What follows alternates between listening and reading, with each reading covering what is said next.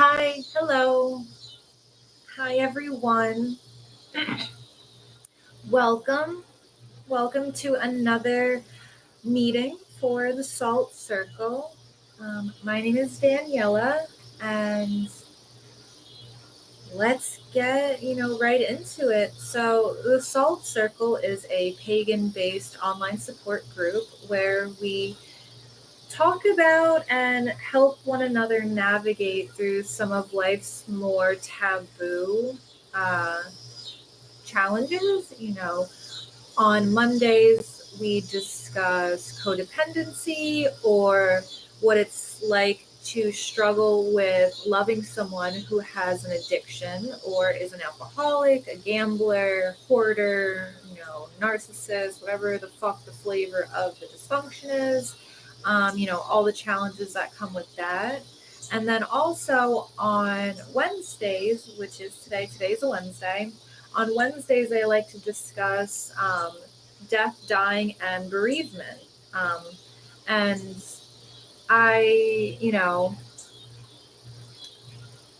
sorry, my cheek is very swollen from a dental procedure I had on Monday, and sometimes it makes me lose track of what I was talking about. But, this is a safe space for pagans or any individual of any denomination, atheist or what have you, for individuals who are grappling with the complexities of death, dying, and, what it's like to either go through that yourself or, see a loved one go through it, and then to navigate the grief or the love that has nowhere to go, what to do with that. And the transitions that come with all these, monumental points in our life. Death is a universal phenomenon, and it shouldn't be something that is ignored or avoided until it's right up in your face. This is a place for mutual understanding. I really think that participating in a support group can be a profound source of comfort, validation, and strength, especially in times of grief, or when, you're a caregiver. So I definitely wanted to thank anyone who was, wanted to tune in and join, especially if you yourself are grappling with death, dying, or grief.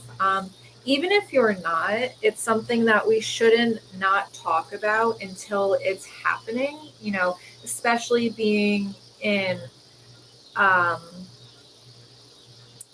this country. We should definitely be more prepared for it and educated about what's going to happen, either if it's our death and dying process or another person's. What if we fall into a caretaker role? What if we can't? And then sometimes things, circumstances, variables, lots of life happens. And what if you are no contact with that individual and you get a call from their hospice nurse and they want to see you, what do you do? Or, what if your drug addict sibling keeps stealing your mom's pain medication because she's like in end stage cancer? Like, what do you do? Or the hospice nurses are refusing to treat a family member because they're a hoarder. These are very real themes, just as real as something that kind of seems forcibly abstract as death and dying. So I wanted a place where people can really talk about it. And then maybe we'll throw in a ritual or two. As you can see, I like candles. I like to light candles. I try to light my candles with intention to calm me the fuck down. Like a flame, I need to breathe or I will die. So let's light some candles with the intention of calming down and regulating ourselves and working through some really tough, chewy emotions. This is a safe place to work through those emotions. This is a safe place to be curious about, well, what if I feel relieved when someone that I'm a caretaker for, what if I'm relieved when they pass away and I feel guilty about that?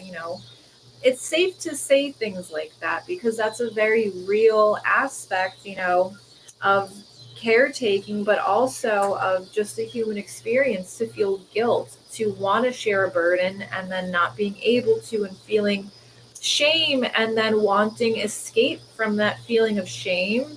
It comes in lots of different shapes and sizes, and I think when we explore these seemingly darker thoughts or feelings, especially when they surround death and dying, especially in a culture where it's not really cool to talk about it, I think is really important because it'll help us handle those, feelings better. It's not that we're going to feel relief when someone passes away. It's maybe that we wish we had more support to fully embrace what's happening, to really be there fully and genuinely and not be stressed because it's only up to you or whatever the case may be. And I think it's important to, for ourselves and for our loved ones, for us to do that shadow work and be aware of these thoughts, emotions, and circumstances. I also try only to speak out of my own personal experience, and I really urge, everyone to do the same. It's easy to grandstand or say what we think we should do or what we ought to do, but then actually doing it, like, unless you've been faced with it, it's a completely different story. So if there are any books that I reference or any articles or movies, I will definitely post the link in the comments. I urge you to take a look at them, if you definitely want. I also have the Salt Circle Discord server is up and running, so please feel free to join it, take a look at all the resources and articles that I've written. It's definitely free for anyone who needs it, and there's also chat rooms there as well. The Salt Circle also has TikTok where, we kind of get into maybe some other topics or some more lighthearted aspects of these harder topics. But I really do appreciate you joining. And if anyone has any stories, definitely jump in. Feel free to share them. I'll read whatever, you guys have to say. I want you to feel as included as possible in this. So, yeah. Welcome to the Salt Circle.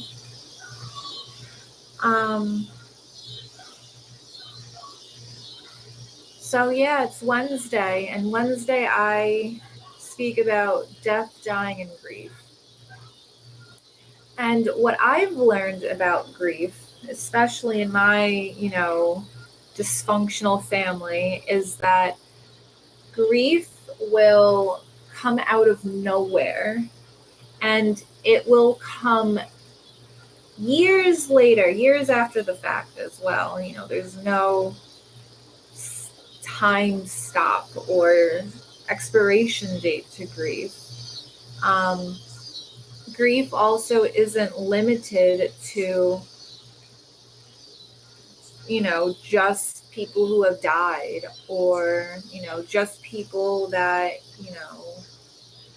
you loved or had a close relationship with. You can grieve so many different ways. You can grieve things, you can grieve ideas, you can grieve relationships that you no longer have, or,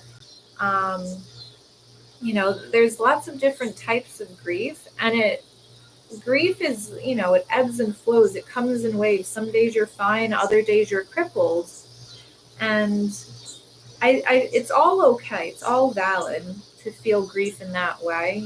There's not any proper way to feel grief. Just like any other emotion, we can feel it for just about anything.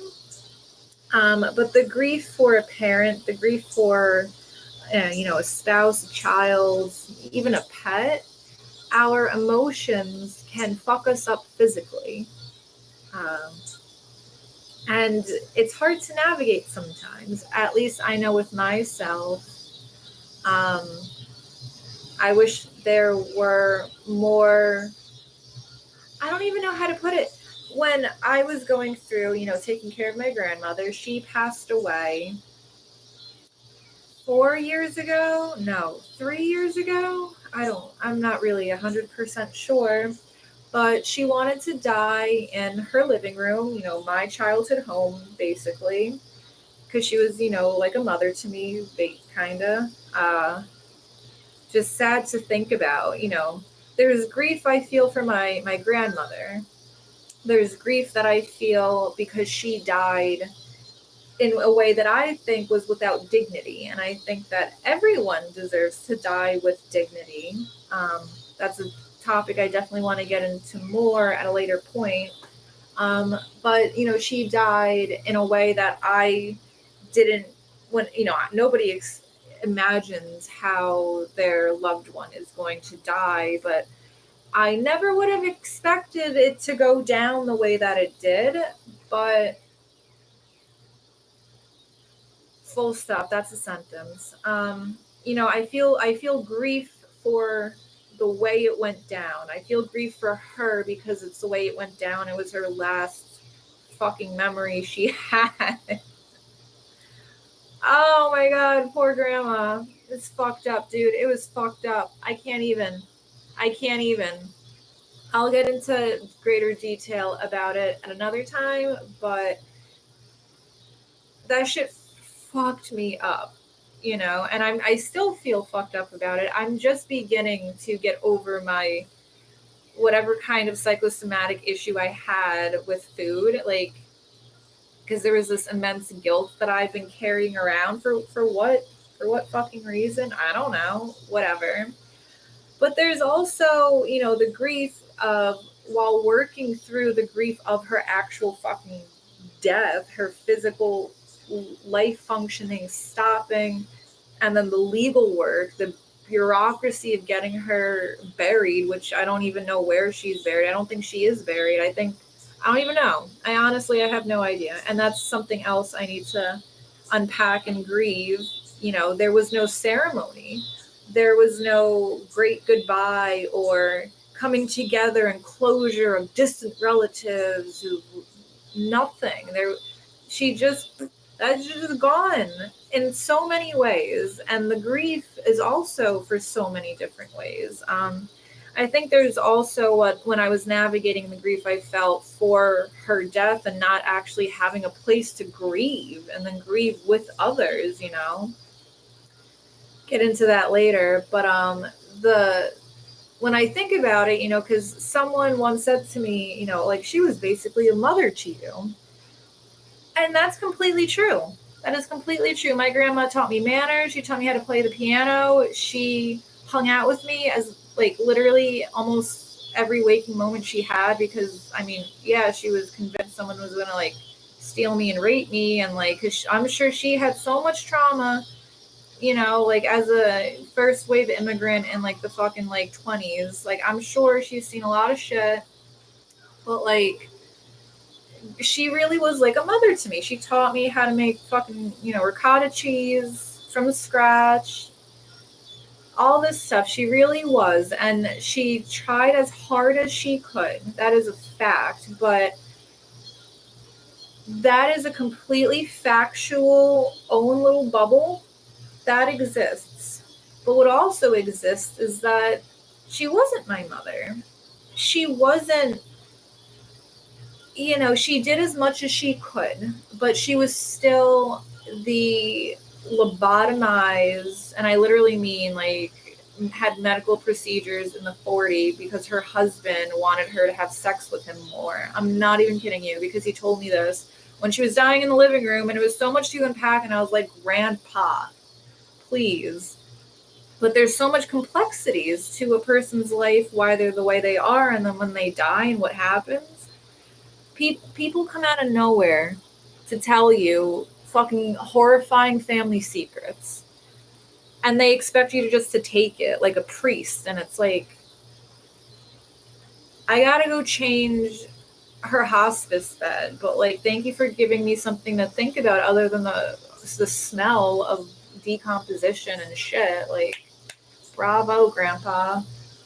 Anyway, the thought that, that was kind of the best mother figure that I had growing up. And as someone who was an enabler and, mentally, chemically sedated, she could only show up as much as she could. And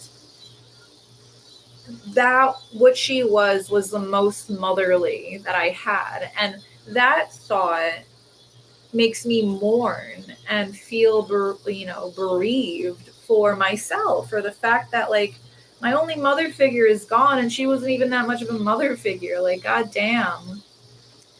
And it makes me feel like, for some reason, shitty about myself. And then I understand that it's not that I feel shitty about myself. It's not that I blame myself or I feel ashamed about it. It's that there's all these emotions that are all jumbled and it needs to be worked through. So that's what I try to do on Wednesdays. And I really urge people who are going through, similar things to work through it with me. We don't have to do it alone. Like I said, my grandma died years ago and I'm still affected, because grief can affect you at any time. I feel like on Wednesdays especially, I'm very sensitive to, nostalgia and ruminating, and it's not conducive to acceptance and letting go, which I think with death and dying and bereavement, there's a component of acceptance and letting go that is mandatory. Like, you have to allow what is about to happen, and you need to do it as authentically as you can, in a way to minimize the damage to yourself, because it is going to be a very painful experience. It is going to be a very transformative experience. Like I said, there's a lot of ways to grieve, grieving an actual person, a physical body, a lifestyle. The grandparents don't exist. There's no more grandparents' house. There's no culture of grandparents, as, demented as it was. It doesn't exist anymore. And to grieve, the property, as I used to call it, to grieve grandma and grandpa's house in upstate New York, like, it's been rented out and transformed and renovated and gutted, and it's completely different. It doesn't, what used to be there, I grieve. And, I grieve all the furniture that was there and wishing that its fate was different. I could have taken it out of there. Someone in the family could have loved it and saved it, all these beautiful antiques. But, I wish Grandpa didn't sell all this shit to, enable my dad's prostitute and fucking coke addiction, or whatever the fuck they were getting into. Sometimes there's also grief for friends. Sometimes a friend becomes a drug addict or gets different values, and it's like they've died, basically. There could have been a really big fight, and there's grief for your friend. You miss them. You miss the life that you had with them, and you miss having them in your life. Not having them is almost like a death, and it deserves that mourning period, and it's okay to go through that mourning period. I go through it for so many different things, for so many different reasons, my guy. I broke an ashtray that I had so much emotional weight invested in. It was my great grandfather's ashtray from fucking Sicily, cut out of crystal, mafioso fucking cigar ashtray from the gangs of New York. I don't even know. And I love that ashtray. I remember taking that ashtray the last time I was at my grandparents' house. I basically stole it from them. I took it because it just meant so much to me, the stories from this ashtray. When I looked at it, thinking about, all the different memories around this ashtray. And then I broke it. I broke it like a month or two ago, and I was devastated.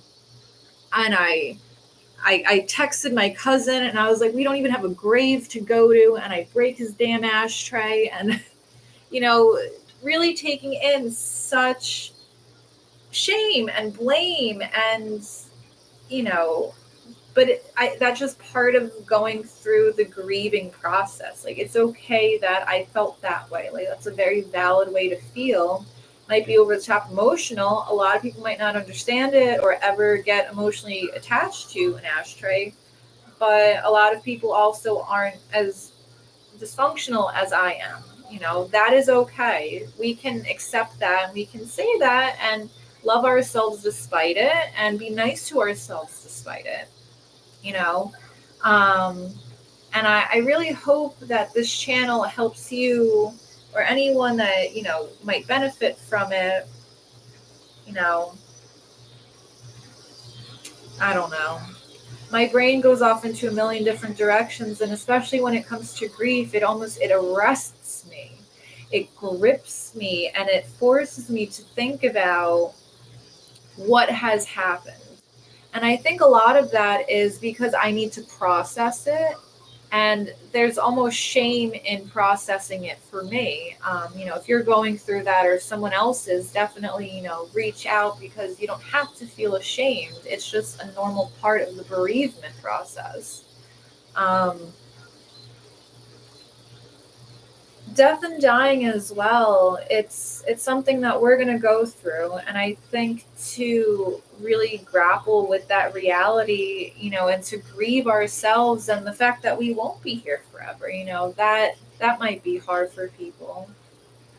It's hard for me to even continue thinking, so I'm going to give people a second to chit chat and comment and type in while I gather my thoughts, because I'm being arrested by grief and I'm going to allow myself that. Because it's okay to think about it, and you can also think about it objectively. I don't have to protect someone's supposed feelings when it's a thought in my own head. Like I can think about it without like, oh, I can't think about that, I'm going to offend or hurt XYZ's feelings. It's okay. And I think maybe that's also part of my codependency that I also try to navigate. Mondays are the days where we have the meetings for codependency and discussions, live chats, and we try to go through shadow work. But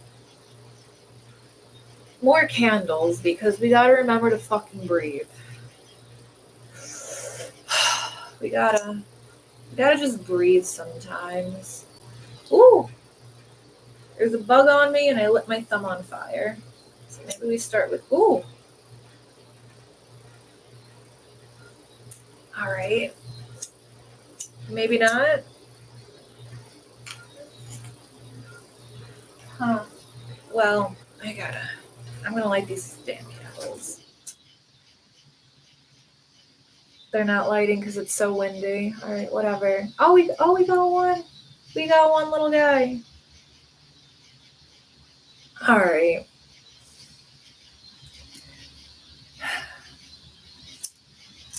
Like these flames, we gotta just breathe for a second. Oh.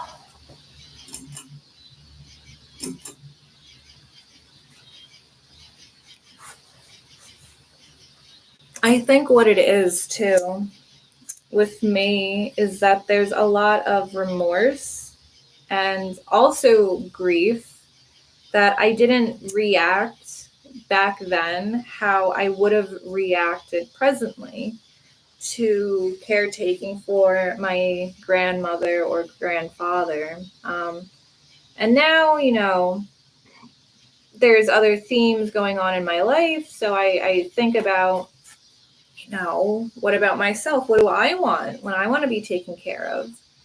And, the realization too is that it's a very rare thing to die surrounded by people who genuinely love you, who are going to watch you die and go out, and who are going to brave that with you.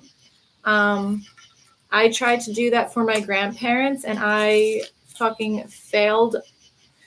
Not going to say I failed miserably or horribly, but if I could, but hey, hindsight is 20/20, right?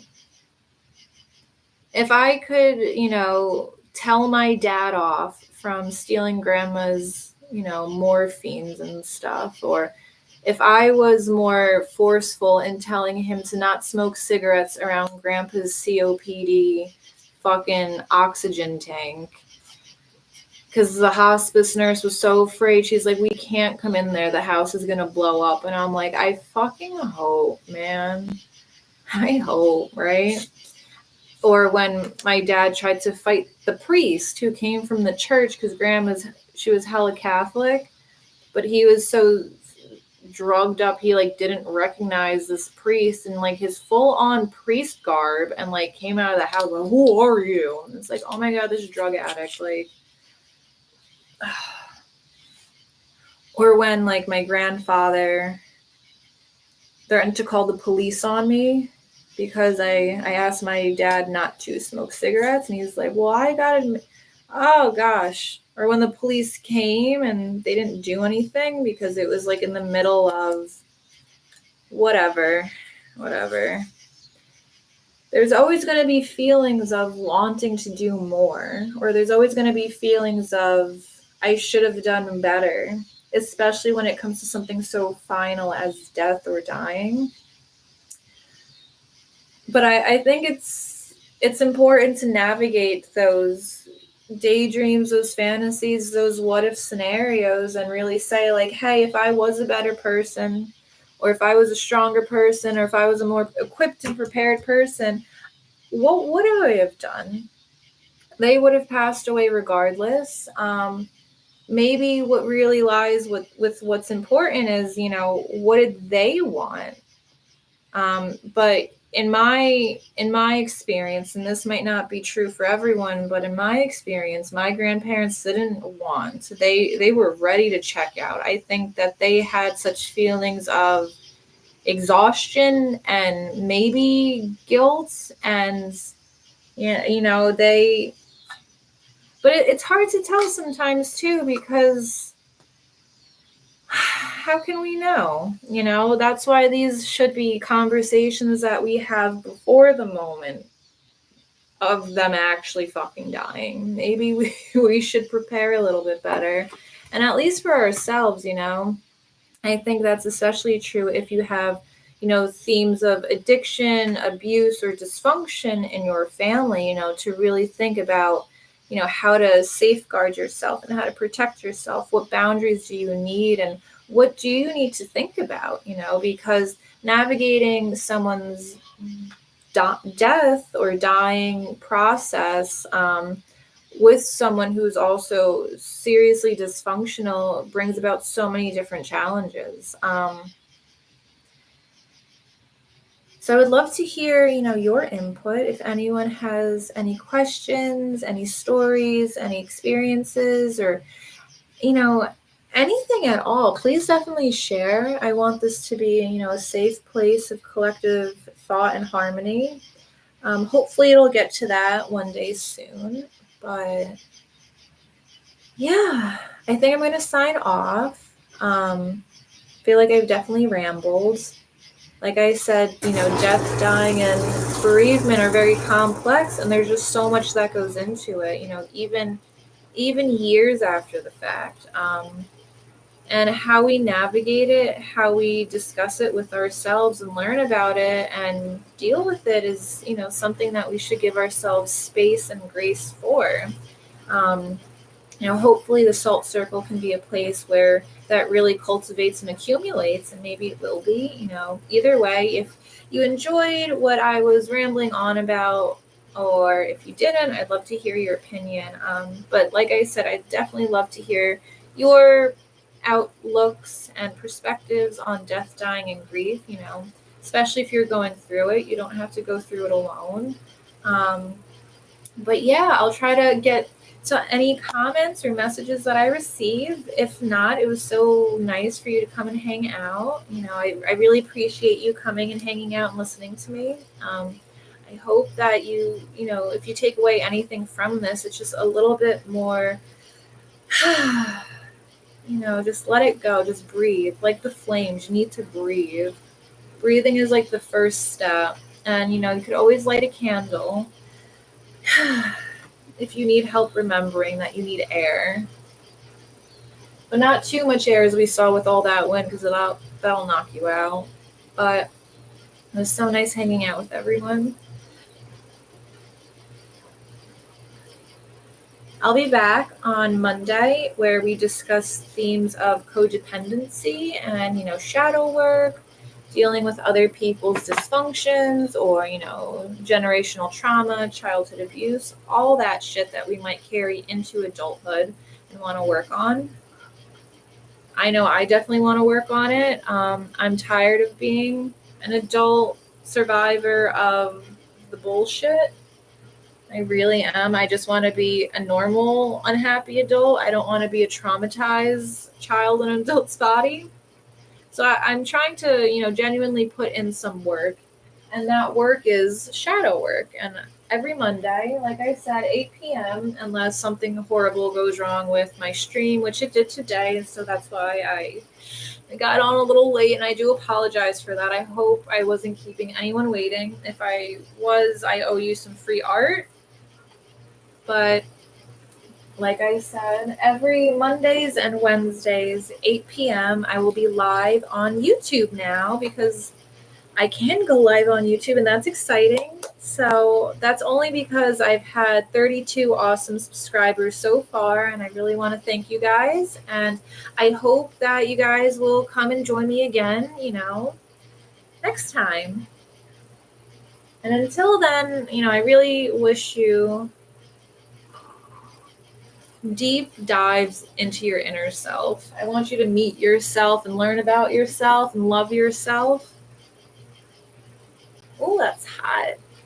Take care of yourself, especially if you're going through these tough times and these hard themes. I'm here for you. At least I would like to be, if you'd let me. Oh, so little. But have a good night or good morning, whatever, wherever on the planet you are, doesn't matter. Till next time. Bye.